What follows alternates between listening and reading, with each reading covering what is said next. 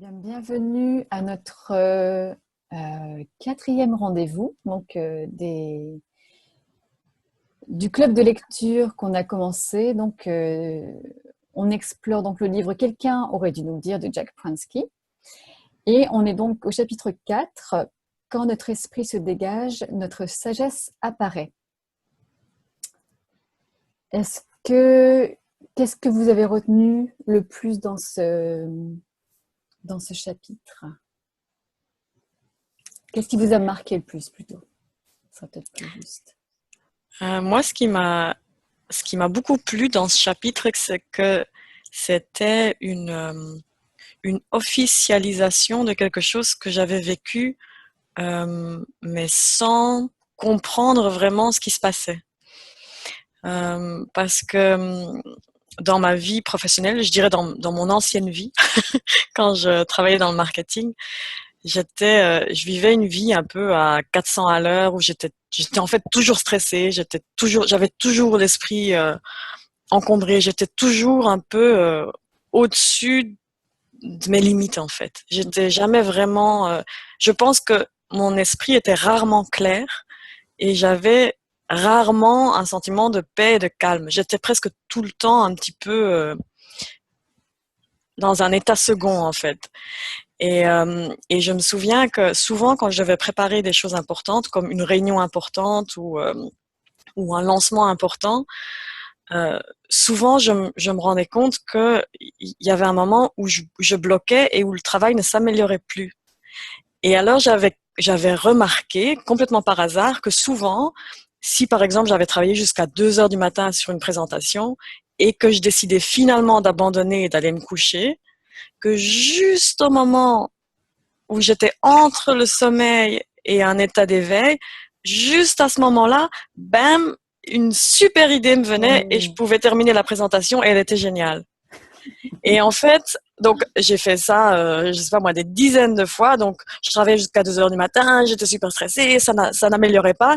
J'abandonnais, j'allais dormir et hop, c'était génial. Et en fait, c'était vraiment bizarre pour moi, mais à la fin, je me suis dit, j'ai commencé à me dire, oh bah tant qu'à faire, je peux aller me coucher plus tôt parce qu'apparemment il y a des trucs qui viennent quand je vais me coucher. Et en fait, après, j'ai pris l'habitude d'avoir un cahier près de mon près de mon lit, Ouais. où je pouvais noter des bonnes idées ou des choses pour améliorer mon travail, parce que c'est quelque chose que j'avais observé. Par contre, c'est quelque chose que je ne comprenais pas. Et en apprenant un petit peu sur les 3 principes et en lisant ce livre, je me suis rendu compte qu'il y avait des gens qui enseignaient ça de façon formelle et qui expliquaient comment ça fonctionnait en fait. Et je me suis rendu compte que pendant des mois ou peut-être même pendant des années, les seuls moments où j'avais un, un peu de clarté, c'était quand j'allais me coucher, quand j'étais quasiment endormie en fait, parce que c'est le seul moment où je permettais à mon esprit de s'apaiser. Et donc, dans ce mini-espace, tout à coup, des idées géniales me venaient. Et donc, en fait, c'est ça, pour moi, l'illustration de ce chapitre. Euh, Quand l'esprit s'apaise, la sagesse apparaît. Et, euh, et c'est comme ça que moi, j'ai vécu cette apparition de la sagesse les premières fois dans ma vie. Enfin, c'est une des choses qui était, en tout cas, les plus marquantes pour moi. C'était de me rendre compte que quand j'étais sur le point de m'endormir, je permettais à mon esprit de s'apaiser. Et le reste de la journée, je ne permettais pas à mon esprit de s'apaiser. J'étais en train constamment de remettre de l'huile sur le feu et de m'encourager moi-même à penser plus, à me faire plus de soucis, à stresser plus. Et je pensais que c'était la bonne stratégie pour obtenir de meilleurs résultats. Ouais. Jusqu'à ce que je commence à avoir des petits signes comme ça qui me disaient, mais non, en fait, tu obtiens des meilleurs résultats quand tu laisses tomber, quand tu te détends, quand tu penses à autre chose, quand tu fais autre chose. Et maintenant, je suis partie complètement dans l'autre extrême où quand j'ai vraiment besoin de trouver une bonne idée ou de trouver une solution, j'abandonne tout de suite et je dis, ben, je vais pas m'asseoir et réfléchir à ce problème. Je vais faire autre chose. Je vais me détendre. Je vais faire n'importe quoi, mais je vais pas y penser. Je vais pas me stresser. Ouais. Et je me suis rendu compte que finalement, ça va beaucoup plus vite. Et je trouve, j'ai plus d'inspiration, j'ai plus de créativité et c'est vachement plus agréable. Donc, ça, c'est un peu mon vécu de ce chapitre. Ouais. Enfin, j'ai remarqué la même chose que toi, en fait. Juste au moment où je vais me coucher, tu sais, il se passe un truc assez magique. Et d'ailleurs, j'écrivais un article hier soir. Et bon, voilà, j'aime bien écrire le soir après une grosse journée. Hein, c'est pas la super idée, mais bon, c'est ce que j'aime faire. J'aime bien écrire de toute façon. Et donc, j'ai écrit mon article hier soir, puis ça venait pas, en fait. Il n'y avait rien. Enfin, j'avais une partie, en fait, et j'arrivais vers la fin, et je me suis dit, il est quand même pas terrible, mon article. Et que, ça manque de... Ça manque de... Il manque quelque chose, en fait. Et donc, je me suis dit, c'est pas grave. Je sais ce qui va se passer. Je vais me coucher et je vais lâcher prise parce que si je réfléchis trop, je vais pas y arriver. Je vais pas pouvoir écrire mon article comme j'ai envie de le faire parce que c'est pas assez spontané en fait. C'est trop réfléchi et ça j'aime pas en fait. J'aime pas du tout. Et donc j'ai lâché. En fait, je me suis dit oh, je verrai ça plus tard. Et puis donc j'éteins mon laptop, je mets à côté de mon lit. Et pareil que toi, j'ai toujours un petit carnet à côté de mon lit au cas où. Et puis voilà, je me suis installée dans mon lit, je commençais à m'endormir en fait, pas vraiment encore endormie, mais là les idées ont commencé à fuser tout de suite en fait. Il y a certaines choses que j'ai pas notées et donc je me souviens plus. C'est dommage, mais il y avait ouais, une nouvelle, je sais pas comment dire.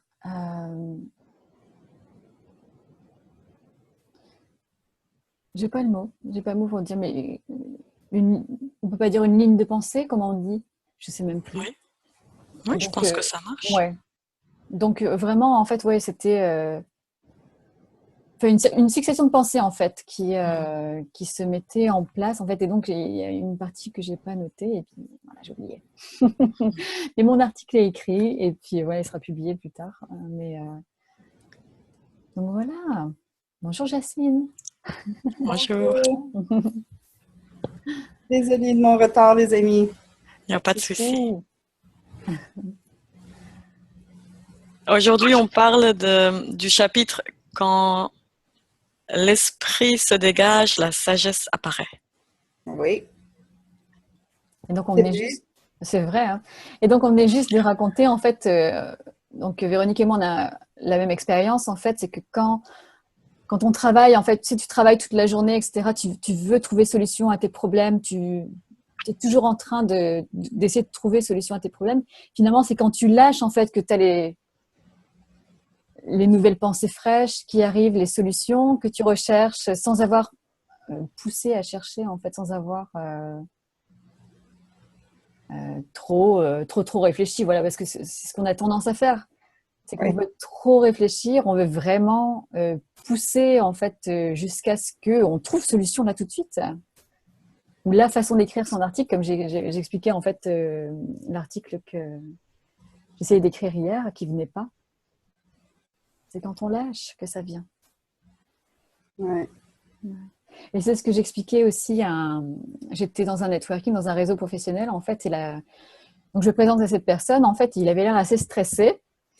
Et puis, j'ai dit, mais qu'est-ce qui se passe, etc. Puis il me dit, ben, j'ai créé un business et il me faut un nom de business maintenant. Alors, je dis, OK, mais qu'est-ce que tu as fait pour l'instant pour trouver le nom de business? Eh ben, il a fallu que je cherche, ben, j'arrête pas, en fait. Jour et nuit, en fait, je cherche. Et puis, je lui dis, mais peut-être que ça te ferait du bien de lâcher un petit peu, de faire, non, non, j'ai pas le temps. Donc bon. Mais c'est ce qu'on fait en fait. Innocemment, on a tous tendance à faire ça. Ça, c'est Oui. rigolo, mais bon. Il y a d'autres façons de faire, voilà. C'est vraiment Ouais. quand on lâche. Oui, moi aussi, j'ai vécu ça avec un article que je j'essaie d'écrire. Ouais. Et un peu comme toi, Sandy, ça manque ça manque quelque chose. Ouais. Et j'ai décidé de lâcher. Et j'ai pas encore les réponses mais je sais que ça va venir. Ouais. Et ça va peut-être avoir pour résultat que j'abandonne ou que je reviens sur cet article que je trouve génial. Ah ouais, voilà. On verra, j'ai pas regardé encore. Ouais. Mais je sais que c'est pas grave. Ouais. C'est pas grave. Ça viendra ou je ferai autre chose. Et par contre, j'ai une autre expérience il y a presque une quinzaine d'années quand j'étais en Australie et j'étais dans une relation avec un homme et plusieurs fois j'ai eu cette petite voix dans ma tête qui m'a dit dans plusieurs façons, ce n'est pas la bonne relation pour toi. Et à chaque fois, je me suis dit, heureusement que je n'ai pas vraiment pensé ça, parce que sinon, ça voudrait dire qu'il faut que je parte ou n'importe quoi. J'ai fini par me marier avec cet homme et 18 mois après, j'ai enfin écouté et je suis partie. Et c'était difficile et c'est encore plus difficile. Je pense que ça aurait été moins difficile si j'avais écouté plus tôt, mais je ne l'ai pas fait. Et après tout, enfin, j'ai écouté et c'était pour de bon. C'était la meilleure chose pour tout le monde. Ouais. Oui, mais des fois, on entend, mais on n'écoute pas. Ouais. On n'a pas envie aussi parfois d'écouter. Oui, parce que ça fait peur, des fois. Ouais. Mais rien faire, c'est pas évident. Moi, je suis faire. Je suis sûre que je suis pas toute seule dans notre petit groupe. C'est pas évident de pas rien faire. C'est comme automatiquement ce qui vient, c'est non, mais il faut que je fasse quelque chose. Ouais. Puis là, c'est là que je rentre dans ma tête, puis que là, je commence à analyser. Puis, ça m'a déjà donné, ça l'a, comment je pourrais dire ça? Ça m'a donné quelque chose d'analyser aussi. Ça l'a fait quelque chose, c'est comme, c'est ma business, tu sais, là, présentement, tu sais, j'ai besoin de m'installer, puis de le penser, puis de le figurer, OK, fait que là, il va se passer ça comme ça. Mais il y a des fois que, regarde, arrête, tu te rends nulle part, Jasmine. Quand tu vois que tu te rends nulle part, fais juste arrêter, puis ça va venir. Puis ce que je me rends compte, c'est quand je suis quand je suis énervée, quand je rentre dans ma tête et que je suis énervée, là, il faut que je fasse ça, puis là, je vais faire ça, puis là, je vais faire. Tu sais, comme que je deviens vraiment. Dans le fond, c'est une tornade dans ma tête qui. Quand ça arrive, c'est ça, ça devrait être ça, c'est ton déclencheur, Jasmine, qui te dit, OK, là, arrête. Parce que c'est le temps que tu calmes, puis là, que tu as écouté en dedans. Puis c'est ce que je suis en train de pratiquer, là. Quand je me vois partir, puis comment je vais faire, puis que là, je commence à faire des stratégies. Et là, j'ai différentes stratégies dans ma tête. Là, je vais faire comme ça. Puis là, je développe celle-là. OK, pas un bon résultat. Puis là, je développe celle-là. Puis là, je développe celle-là. Puis là, quand je suis là-dedans puis que je m'énerve, calme-toi, va écouter. je veux vous... il m'est arrivé quelque chose cette semaine, je vais vous le partager. Comme vous savez, j'ai un vieux chien. Mon vieux chien me réveille des fois à 4 heures du matin parce que ça y tente. Puis, je me lève, puis là, le chien me réveille à 4 heures. Là, je me lève pensant peut-être qu'il veut aller boire de l'eau, puis il est plus capable de se lever, fait que je l'aide. Là, il veut pas, il se couche, puis il veut que je le flatte. 4 heures du matin, je l'ai pas trouvé drôle. Mais j'ai quand même pas été trop irritée. Fait que je me suis recouchée et j'ai une pompe dans ma maison. Quand il pleut, la pompe part pour vider l'eau qui est rentrée dans le sous-sol. Fait qu'il est 4 heures du matin, puis j'entends la pompe, mais il fait beau dehors. Tu sais, comme il n'y a pas plu, il n'y a rien. Fait que j'entends la pompe, puis là, je pars. Pourquoi la pompe est partie? Ça y est, ma piscine est brisée. Je suis en train d'imbiber. Là, je pars. Ouh! Là, l'anxiété commence à créer, tu sais. Là, je suis comme, oh, on se calme, Jasmine. Tu commenceras pas ça à 4 heures du matin, tu as besoin de dormir. Fait que je me suis calmée, puis je suis allée écouter en dedans. Puis là, en dedans, j'ai eu la pensée qui m'a dit, c'est pas si grave que ça, rendors-toi. Je me suis rendormie. Le lendemain matin, ben, c'est sûr que ça a fait comme, c'est vrai, qu'est-ce qui s'est passé cette nuit? Puis là, j'entendais encore la pompe, parce que la pompe elle tournait continuellement. Puis là, j'ai dit, je vais aller voir tantôt. Puis j'ai parti ma douche, puis j'avais plus d'eau chaude. Fait que mon chauffe-eau s'était brisé et coulait. Et mon chauffe-eau est directement à côté de la pompe, donc l'eau coulait dans le trou, donc la pompe partait constamment, tu sais. Fait que j'ai vu ça. Puis là, j'ai fait, tu vois, t'avais pas besoin de t'énerver que la piscine t'est brisée, que t'étais en train d'endommager tous les terrains de tout le monde, que tu commençais à aller. Là, je m'en allais, il fallait que j'appelle les assurances, tout ça. Puis tout ce que j'ai fait, c'est j'ai fermé l'eau, j'ai appelé quelqu'un, j'ai dit mon chauffe-eau il est brisé, s'il vous plaît, venez le changer. Ça m'a rien coûté. Ils sont venus le changer et je vais recevoir une facture de 14$ par mois. Tu sais? Ça, j'ai écouté ma sagesse à ce moment-là, tu sais. Ouais. Qui me dit, hey, c'est pas si grave que ça, tu peux dormir, tu sais. Fait que c'est puissant. Ouais. C'est paisible.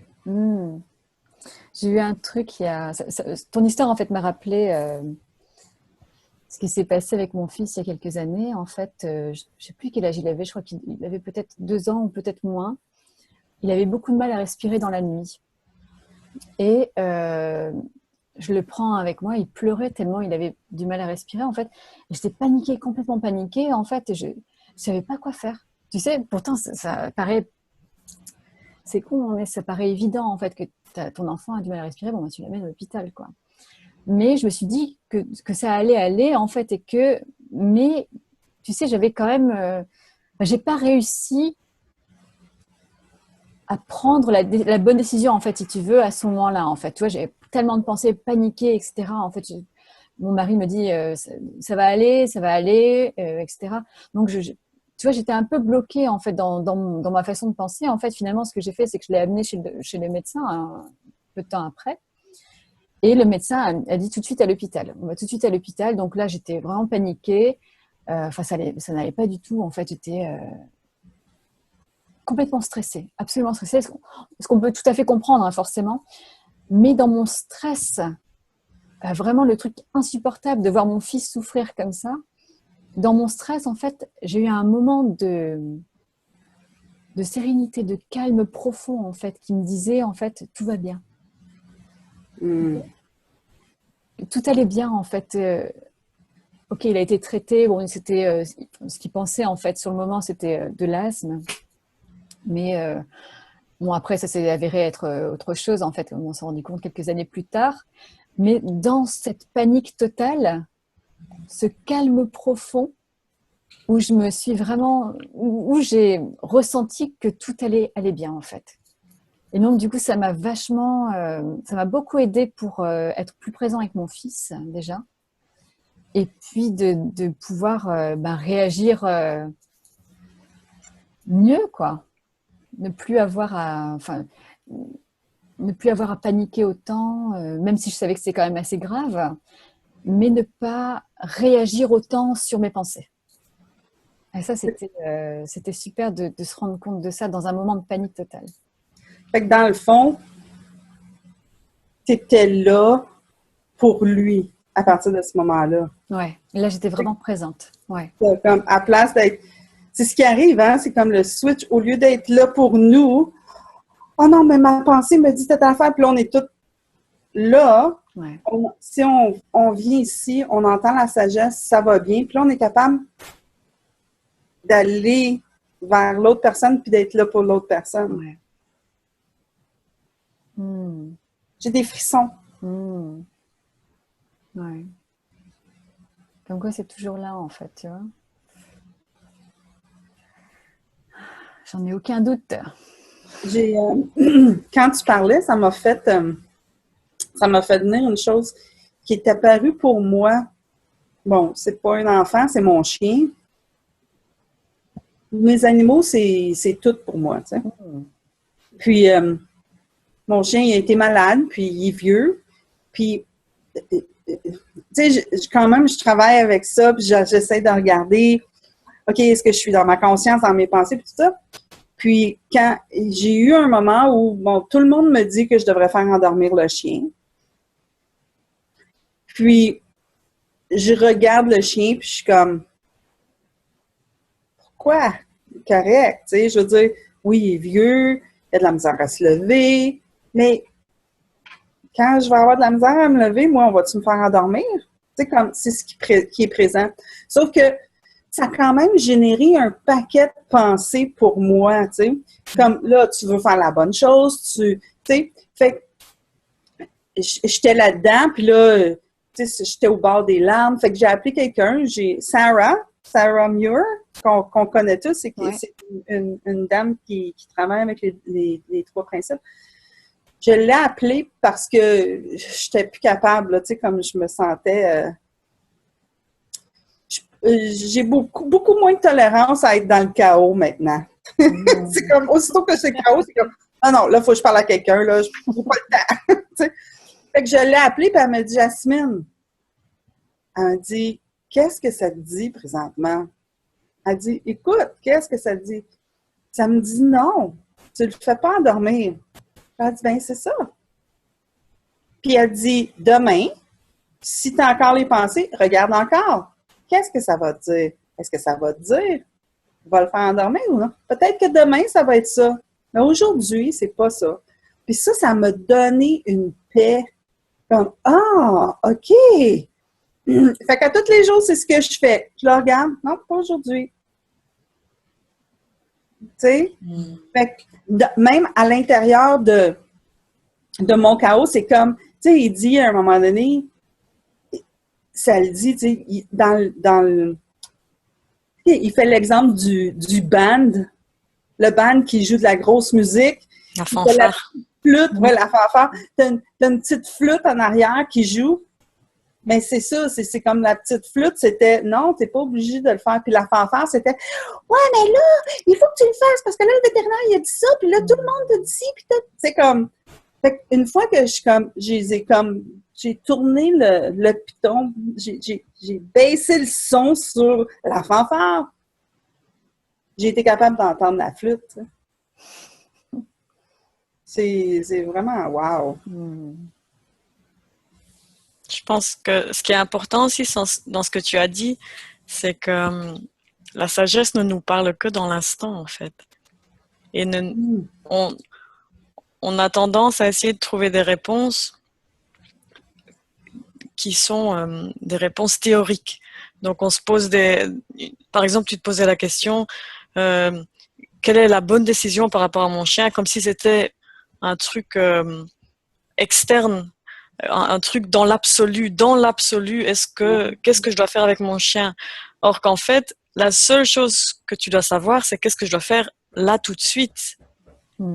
Et la sagesse ne nous dit aussi que ce qui se passe là tout de suite et ce qu'on doit faire là tout de suite. La sagesse ne nous dit pas ce qu'on doit faire dans 2 ans, dans 10 ans, dans 20 ans. En fait, on est guidé, on est toujours guidé, mais on est guidé que dans l'instant, par rapport à ce qu'on peut éventuellement faire dans l'instant et qui nous aiderait ou qui serait bien pour nous dans l'instant. Et c'est comme tu dis, tant qu'on regarde qu'est-ce que je peux faire là tout de suite, on a une espèce de paix qui retombe sur nous parce qu'on se dit, ben là tout de suite, c'est clair ce que je veux faire ou ce que je veux pas faire. Ce qui nous stresse, c'est quand on pense qu'on doit avoir les réponses pour ce qu'on doit faire demain, après-demain, et dans 10 ans, et dans 20 ans, et qu'on doit avoir tout décidé maintenant. Mais dans l'instant, généralement, on sait très bien quoi faire. Dans l'instant, on sait très bien ce qu'on n'a pas envie de faire et on sent une résistance, on dit mais non, je vais pas faire ça. C'est clair et il n'y a pas de doute. Dans l'instant, il y a rarement des doutes. C'est quand on commence à penser en théorie qu'on a des doutes. Mais la vie, elle se vit pas en théorie. En fait, ça sert à rien d'avoir une théorie sur sa vie. En théorie, moi, je voudrais faire ça avec mon chien. Ben, ouais. Mais ou avec mes enfants ou avec le business. Mais la vie fonctionne pas très bien en théorie. Ça fonctionne qu'en pratique, en fait. Et juste là, maintenant. Oui, le futur n'existe pas. Mais on cherche toujours des réponses au futur, par contre. Oui. Non, mais ça fait du sens. Comme tu me dis, ça me donne, ça me donne la réponse maintenant. Le futur n'existe pas. Fait que maintenant, on ne peut pas me dire qu'est-ce qui va se passer. Dans le futur, c'est pas arrivé. Non. C'est Keith Blavens qui explique ça super bien. Il disait que quand on réfléchit au futur, en fait, par exemple, on se dit, mais qu'est-ce que je vais faire si ma mère décède? Qu'est-ce que je vais faire? Comment je vais réagir? Comment je vais gérer ça? C'est une question théorique sur le futur. Et clairement, mais on peut pas trouver de réponse. Parce que ce qui nous manque, c'est que dans le futur, on aura la pensée appropriée dans l'instant. Et on verra dans l'instant, on sera guidé dans l'instant et on aura des réponses dans l'instant. Et donc, la façon dont Keith Blavens le dit, c'est que ce qui nous manque quand on réfléchit à nos scénarios concernant le futur, c'est la pensée dans l'instant, qui nous viendra que quand on y est et pas maintenant. Donc, on se dit, je vais jamais savoir faire face à ça, mais c'est parce qu'on essaye de faire face à un truc sans cette aide dans l'instant de notre sagesse. Donc, clairement, on va pas s'en sortir parce que c'est comme essayer de trouver toutes les réponses sans aucune sagesse et sans aucune nouvelle pensée dans l'instant. Ouais, c'est vrai que sans sagesse et sans nouvelle pensée dans l'instant, on est tous foutus. C'est vrai. Mais heureusement, quand le futur deviendra réel, quand on y sera, mais on aura une pensée dans l'instant. On aura la sagesse. Et donc, on saura quoi faire. Mais c'est normal qu'on sache pas quoi faire maintenant. Et qu'on ait l'impression qu'on pourra jamais faire face. Parce que on n'est pas censé faire face au futur. C'est vrai, on n'a pas les moyens pour faire face au futur. On n'a que les moyens pour faire face au présent. Il y avait une citation aussi par rapport à la théorie. C'est un truc qui circule sur Internet. Bon, c'est une petite connerie, hein. Mais c'est je vais aller vivre en théorie parce qu'en théorie, tout se passe bien.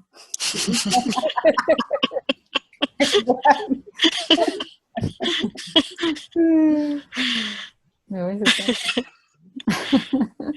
Il y en a une autre comme ça, c'est que la différence entre la théorie et la pratique, c'est qu'en théorie, il n'y a pas de différence entre la théorie et la pratique. Mais en pratique, il y a toujours une différence. Ah oui, c'est vrai.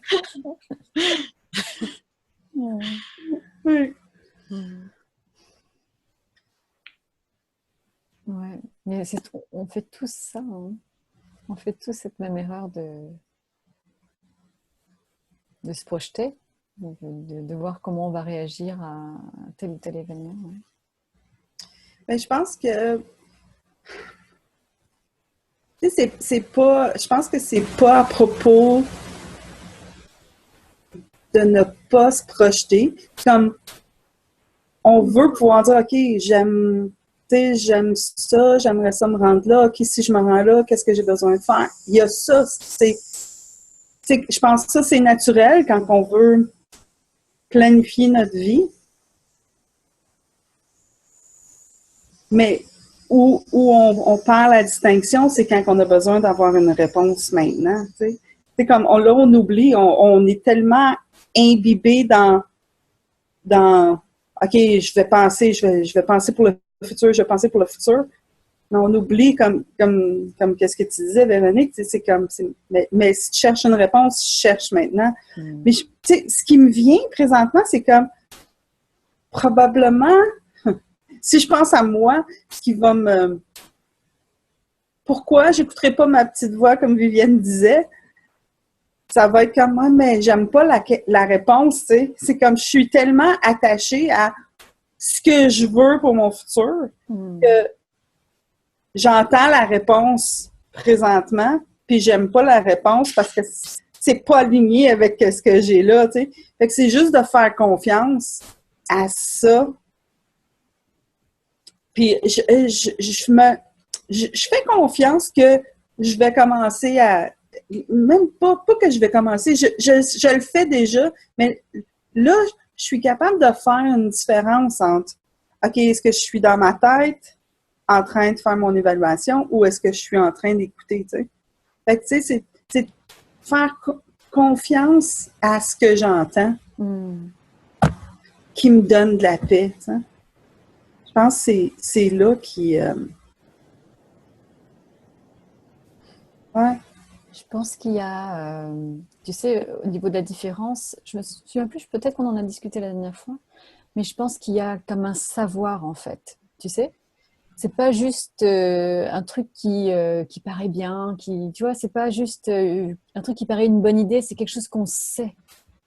Quelque chose comme, je pense, Viviane, c'est certainement ce que tu as ressenti en fait avec ce que tu as entendu. C'est quelque chose que tu savais, quelque chose d'assez profond en fait, et qui a fait que revenir en fait au final. Tu sais, même si tu as repoussé l'idée, ça n'a fait que revenir. Ça revient. Ouais, ça n'arrête pas. Et oui, il y a cette différence entre, au niveau de ce qu'on ressent, j'ai l'impression en fait, il y a ce vrai, je sais pas, il faut vraiment ouais, c'est ce savoir, je sais pas si ça se dit vraiment comme ça en français, mais on sait. C'est une espèce de certitude, en fait. Là, c'est une certitude, voilà, c'est ça, c'est ce que je cherchais, pardon. Ouais. Ça vient avec, pour moi, une solidité, je ne sais pas si on dit. Oui, tout à fait, ouais. Parce que hier, on est en train d'acheter une maison ici, c'est super. Ouais. Et j'ai parlé avec la voisine qui m'a dit « Oh, moi, je ne voudrais pas vivre là parce qu'il n'y a pas assez de soleil en hiver. » et tout ça. Et je suis rentrée, j'ai dit à Jack « Oh non, qu'est-ce qu'on fait ?» Et puis, il m'a dit « Oh, non, moi, je n'ai pas d'inquiétude du tout. Je sais qu'on peut être heureux n'importe où, alors on aime bien la maison, on aime bien la situation, c'est magnifique. Il y a du soleil en hiver, c'est pas comme si c'était Angleterre. en Sibérie. Et je fais, ah oui, c'est vrai, on n'est pas... D'abord, je ne suis pas obligée de prendre au sérieux toutes ces pensées qui me viennent, comme ça, comme un ouvrage. Et en plus, on peut être heureux n'importe où. Je sais ça vraiment avec solidité. Et oui, tout va bien. Et c'est passé comme ça. Super. C'est pratique, oui. Et ce qui est intéressant de voir aussi avec Viviane, c'est que elle l'a entendu la première fois, puis elle l'a pas écouté. Puis ça a continué, puis elle l'a entendu encore, puis elle l'a pas écouté. Mais tu sais, qu'est-ce qui est intéressant, c'est de voir que c'était toujours là. Ça te le disait tout le temps. Jusqu'à temps que tu l'entendes. Puis là, c'est OK, tu l'as entendu, tu as fait ce que. Fait qu'on peut. Ce que je vois, c'est qu'on peut faire confiance que la sagesse va toujours être là. Même si tu ne l'as pas écouté la première fois, elle va toujours revenir pour te le. C'est comme te le rappeler, tu sais. Ouais, ça revient. Et c'est ce que j'ai beaucoup apprécié dans ce chapitre aussi, parce que Jack parle de la relation avec la pensée. Ouais. Et quand j'ai entendu ça il y a 6 ans, je me suis dit, ah oui, ok. Mais après un moment, j'ai vraiment compris. Et pour moi, c'est fondamental. C'est la relation avec la pensée. C'est pas la pensée qu'on a, c'est la relation avec cette pensée qui nous fait râler ou avoir la paix, le calme. Oui, c'est vraiment, pour moi, ça m'aide beaucoup de savoir ça. Comme hier, comme j'aurais pu être là encore en pensant à ce que ma voisine a dit. Ouais, mais non. C'est fini pour l'instant. Ouais, voilà. Ce que j'ai aimé dans le chapitre, c'est. Ça m'avait marqué quand je l'avais entendu dans le passé, mais quand je l'ai entendu encore, ça m'a. C'est le problème. Je me souviens pas des mots exacts, mais le problème, c'est pas notre pensée, c'est les pensées qu'on a à propos de nos pensées. Ouais. Ouais. C'est fait. Puis ça peut. Ça peut générer, tu sais, quand on commence, là, on peut en avoir bien des pensées. Puis ce que je vois, bon, j'ai une pensée, puis là, j'ai une pensée à propos de ma pensée, puis là, après ça, cette pensée-là génère d'autres pensées à propos de cette pensée-là. Fait que là, cette pensée-là génère d'autres. Fait que là, c'est comme. C'est infini, là! Tu t'en souviens même pas c'était quoi la pensée originale. T'es rendu tellement loin dans les étages de pensée. Tu sais? Et même pour moi, c'est la différence entre si je me dis, oui, cette pensée est sérieuse et celle-là n'est pas sérieuse. Je peux laisser passer celle-là, mais celle-là, il faut que je la tienne et que j'y repense. Et juste savoir que c'est pas obligatoire. Aucune des pensées est sérieuse ou pas. C'est pas obligatoire de tenir à n'importe quelle. Ouais. Oui. Ce qui me vient en tête, c'est ah oui, j'en ai plusieurs des vrais, moi, là. C'est comme, OK, on va en lâcher une coupe, tu sais.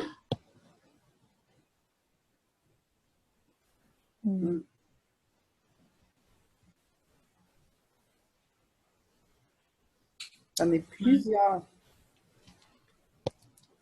Oui, on en a tous. Hein. On a tous des pensées qu'on laisse tomber sans le moindre effort. On ne penserait même pas les garder dans notre esprit tellement qu'elles sont inimportantes. Enfin, c'est même pas un sujet. C'est rien. Et puis, on a d'autres. Quand on a le malheur de les penser, on les attrape et on continue et on tricote, en fait. On tricote un pull avec et on en fait tout un truc. Et c'est différent pour chacun parce que ce qui est difficile à lâcher pour moi est facile à lâcher pour toi et puis le contraire. Ouais. Oui. C'est ça qui est intéressant, c'est que on a tous du mal avec certaines pensées, mais ce ne sont pas les mêmes. Il n'y a pas d'objectivité là-dedans. Elles ne sont pas objectivement plus difficiles à lâcher. C'est juste que pour nous, c'est plus difficile. Oui. Ouais, parce qu'on a l'impression que ça veut dire tellement plus, en fait, que ce que c'est réellement, finalement. Et... Ouais. Ça me rappelle l'exemple. Et je parlais avec une maman. Puis, on avait une conversation sur justement le pouvoir de la pensée, tu sais. Puis, elle saisissait pas, tu sais. C'était comme, non, c'est vrai.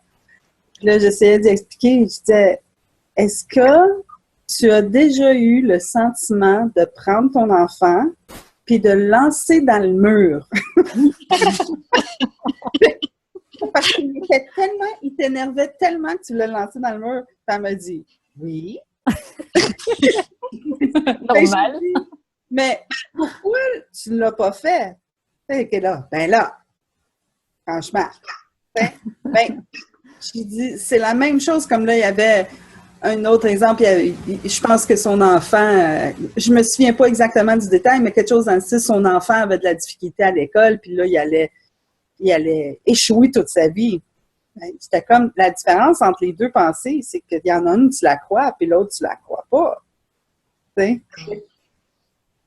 Quand elle a réalisé ça, elle était comme, ah, tu sais, c'est comme ça, c'est la nourriture pour l'esprit que ça a fait commencer à penser, tu sais. Ouais. Oui, je pense que c'est le point que Vivienne a soulevé est super important, c'est l'histoire de notre relation à la pensée. Ouais. C'est super important et c'est difficile à expliquer parce que effectivement, ça change tout.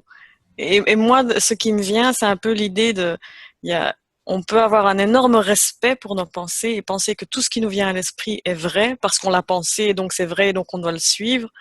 Ou on peut, et je veux dire ça de la façon la plus positive possible, on peut avoir juste moins de respect pour ce qu'on pense et dire, j'ai pensé ça et alors. Et dans ce cas-là, un manque de respect est quelque chose de positif pour moi parce que la plupart des choses qu'on pense ne méritent pas énormément d'attention ou de respect. C'est des choses qui nous passent par la tête et puis c'est tout et ça peut passer et on n'est pas obligé d'agir par rapport à ses pensées. C'est pas parce qu'on a envie de frapper quelqu'un qu'on doit le faire. C'est pas grave de penser oh j'ai envie de le frapper. Mais on n'est pas obligé d'avoir autant de respect pour cette pensée. Oui, c'est ça. Et je pense, c'est comme ça que moi j'expliquerais cette histoire de relation à la pensée. Je sais pas comment vous avez interprété ou comment vous comprenez cette histoire de relation par rapport à la pensée. En fait, c'est vraiment, c'est l'interprétation en fait qu'on fait d'une pensée. C'est ce qu'on en fait en fait finalement. C'est ça. Oui, c'est exactement comme toi en fait. C'est ce qu'on pense par rapport à une pensée. Il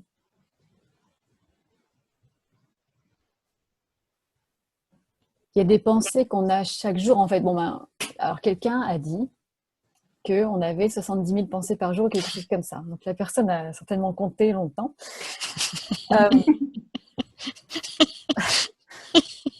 Donc en fait, on a énormément de pensées, mais oui, on peut comprendre pourquoi. Parce que nous, on explore ça, etc. Enfin, en ce moment-là, pourquoi est-ce qu'on a autant de pensées? Forcément, en fait, le truc, c'est qu'on vit, notre vie vit à la pensée déjà. Donc on peut imaginer qu'on a énormément de pensées, mais il y a certaines pensées auxquelles on ne fait pas forcément attention, comme par exemple, si je dois aller faire les courses, si je ne fais pas par écrit, en fait, si je ne fais pas ma petite liste de courses, je vais arriver au magasin, et j'ai oublié la moitié. Et c'est le genre de truc, en fait, où ça nous paraît tellement normal d'oublier toutes ces choses-là. En fait, toutes ces pensées sont des pensées, après tout. On oublie la moitié de la liste des courses. Ok, ça peut être un petit peu gênant au bout d'un moment, mais ça ne nous paraît pas plus important que ça.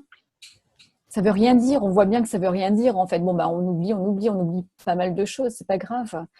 Mais quand il s'agit d'autres choses, en fait, on donne une autre signification à ces pensées-là, en fait. C'est plus important. Ça veut dire quelque chose sur nous ou c'est, je sais pas, on y voit quelque chose de plus important alors que ça n'a rien à voir, enfin, ça n'a aucune,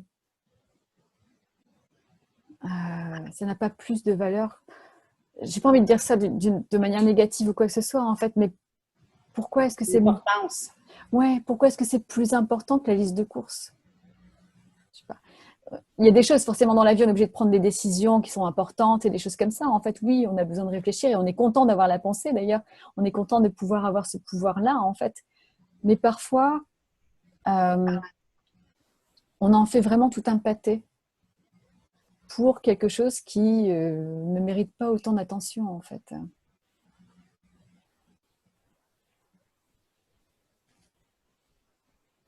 Oui, mais si on regarde, là, je m'en vais dans la théorie, mais si on regarde, je suis comme, arrête donc, Jasmine.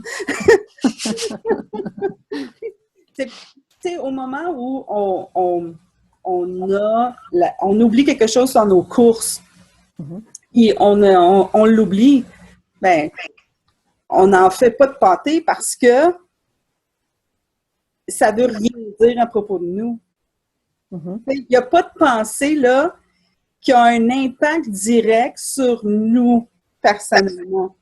Tandis que il y a d'autres pensées que on les oublie ou on les pense et ces pensées ont un impact direct sur nous. Et je pense que par défaut, peut-être que je vais mettre pour moi, mais pour moi, par défaut, la seconde que j'ai une pensée qui a un impact sur moi, sur qu'est-ce que j'ai de l'air, sur qu'est-ce que les...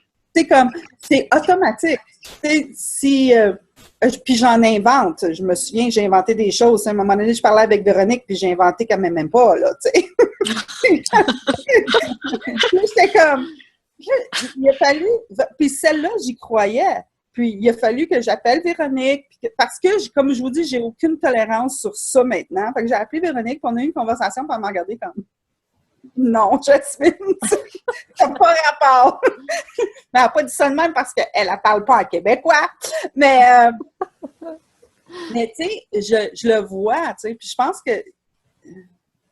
pense que c'est la seconde que j'ai une pensée qui a un impact sur moi, sur ma personne, là, tout est vrai. Tout est vrai, tu sais, s'il faut que... Je veux dire... Puis si quelqu'un me lance, mettons, moi, j'ai pas cette pensée-là, mais quelqu'un me lance sa pensée sur tuer telle affaire, là, tout à coup, moi, je l'ai, cette pensée-là. Tu sais? Fait que c'est à partir de ce moment-là, faut voir, OK, non, regarde, c'est encore une pensée. C'est pas évident, mais quand je réussis, puis de plus en plus ma pratique, puis ça, c'est ma relation avec la pensée, de plus en plus, tu sais, là, je commence à voir, OK, mais regarde, tu m'as amené des bonnes choses, la pensée, mais tu m'en as amené des moins bonnes aussi. Fait on va commencer à écouter quelque chose d'autre, puis là, c'est là que je pense à mon cœur, je pense à ma sagesse, et que... Qu'est-ce que ça vous dit? Ben, c'est une bonne illustration du fait que on a tous une relation différente à la pensée et on a tous des choses qui sont pénibles pour nous, qui sont pas pénibles pour les autres, parce que la phrase « je suis X, Y, Z », il y a des choses des X, des Y et des Z qui seraient douloureux pour moi, qui ne sont pas pour toi. Et il y a des gens pour qui « je suis quelqu'un qui oublie toujours la moitié des courses » serait une pensée super douloureuse. Ouais. Il y a des gens qui diraient « je suis une ratée, je suis même pas capable de faire les courses, qu'est-ce que je fais bien dans la vie ?» Et c'est lancé sur un truc, ça mène à des endroits incroyablement pénibles. Or que, apparemment, pour toi, Jasmine, l'idée j'ai oublié la moitié des courses, je suis quelqu'un qui oublie la moitié des courses, c'est pas du tout douloureux pour toi. Tu vois? Donc, toutes les phrases je suis X, Y, Z sont pas forcément douloureuses. Il y en a que quelques-unes qui sont très douloureuses pour toi. il y a plein de phrases je suis qui font rien du tout. Où tu dis, bah, je suis ça, et alors? Ouais.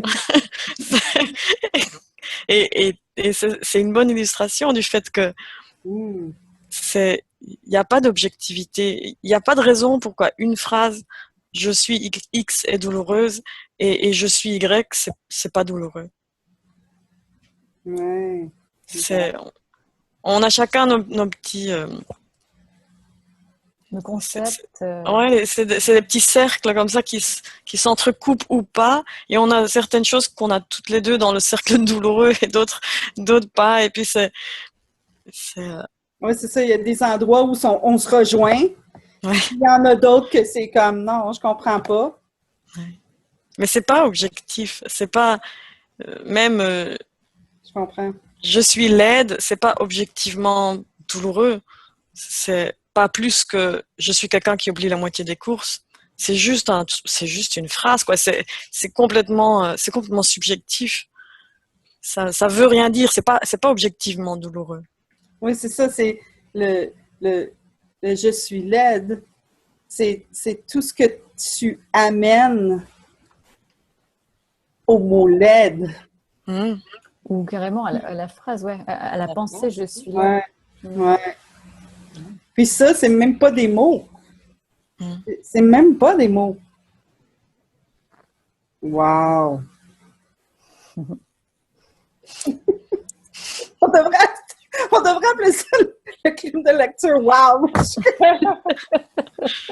C'est vraiment... C'est pas des mots, c'est carrément un... tu peux même pas expliquer c'est qu'est-ce que j'amène. Puis là, tu sais, moi, j'en amène, là, je regarde.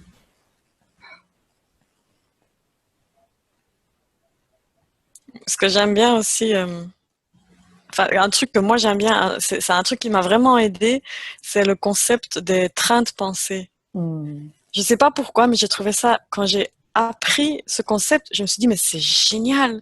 C'est en fait l'idée que il y a un truc qui nous vient à l'esprit, une pensée. Par exemple, je suis vraiment moche. Juste une pensée qui me vient à l'esprit. Mais après, qu'est-ce qu'on fait? C'est qu'on saute sur le train de cette pensée, ça devient la locomotive, et puis, et puis on y va. Donc c'est, oh, je suis vraiment moche. Personne ne va jamais m'aimer. Je serai seule toute ma vie. Et puis ça termine par, je vais mourir seule. Enfin, ou un truc très dramatique. Oui, Et donc c'est l'illustration c'est pas cette première pensée. Cette première pensée, ouais, c'est juste une pensée. Mais ce qui nous complique la vie, c'est qu'on en fait des énormes trains de pensée.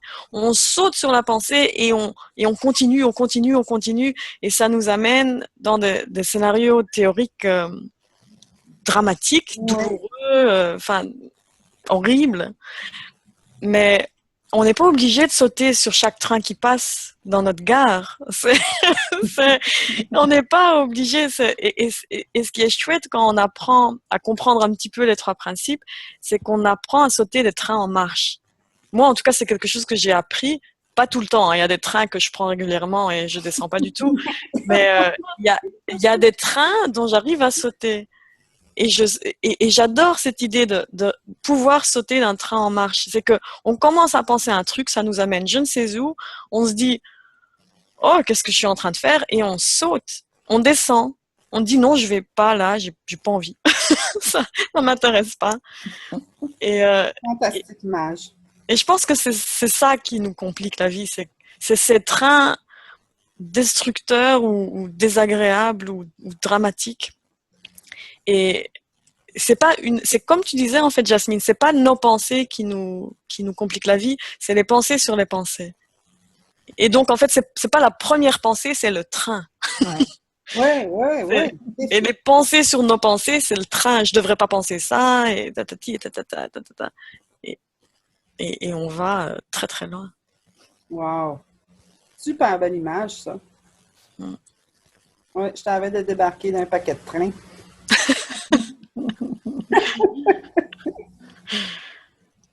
Oui.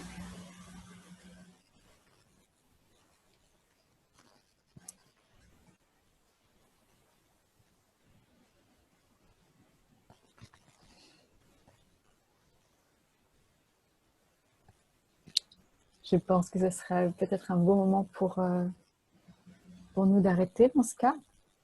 Qu'est-ce que vous en pensez? Oui. On aimait bien, bien calme d'un coup. Oui. Est-ce que quelqu'un veut ajouter quelque chose? Rien que merci à toutes. Merci. Merci à vous toutes. Merci, à la semaine prochaine. À la semaine prochaine. Pour le numéro 5. Oui. Bye. Bye bye. Au revoir. Bye.